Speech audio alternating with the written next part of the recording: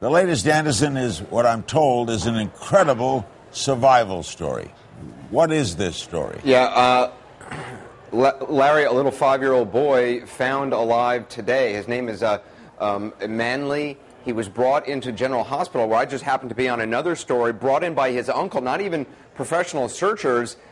His uncle was digging through the rubble of Manley's home looking for his parents, who we believe are dead, heard Manley saying, I'm here, and with 5 other friends and a pickaxe, dug into the hole, found him, this all according to the uncle, brought him to the hospital. We were there when he got out of the vehicle. He was covered in dust, totally disoriented. I mean, this little boy looked on the brink of death, rushed into a room where a doctor and a nurse from the International Medical Corps immediately started tending to him, got IV fluids into him, started checking him for any broken bones, any internal injuries. He had none. He was severely dehydrated. If you pinched his skin, which they did, if you pinched your skin, Larry, it would bounce right back to normal. If you pinch the skin of somebody who's severely dehydrated, it actually stays in that sort of pinched position. That's the sign. So this little boy was severely dehydrated.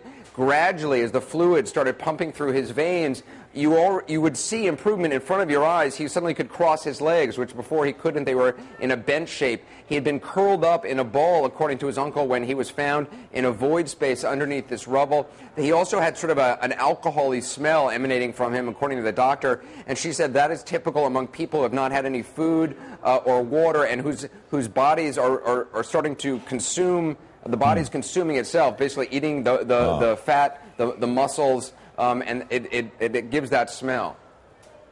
Wow. Got to believe in miracles. All right, a strong aftershock early today, really strong. Any word about injuries? How did it affect? Where were you when it happened? I actually just gotten up from my bed, and it happened. The whole building we were in started to shake. Someone in this complex, actually, I think a reporter from Portugal or something, I heard, jumped out a window. He got so panicked he injured his head. The park behind me, people just started screaming. There are hundreds of people, as you know, sleeping in the park, and who have been since the earthquake. A lot of people all over Port-au-Prince sleeping in parks. Started screaming. Everyone running away from any building that they may have been near. I just stayed in my room, frankly. I looked at the ceiling. It didn't fall on me, so I just went back to bed. But at General Hospital, where I went, they actually had to evacuate the hospital. And by the time I got there in the afternoon, around 1 or 2, the courtyard was filled with patients, post-operative patients waiting for surgery. I mean, it was a scene of chaos. The doctors were very concerned. They were sitting under the sun. There was only a tent or two.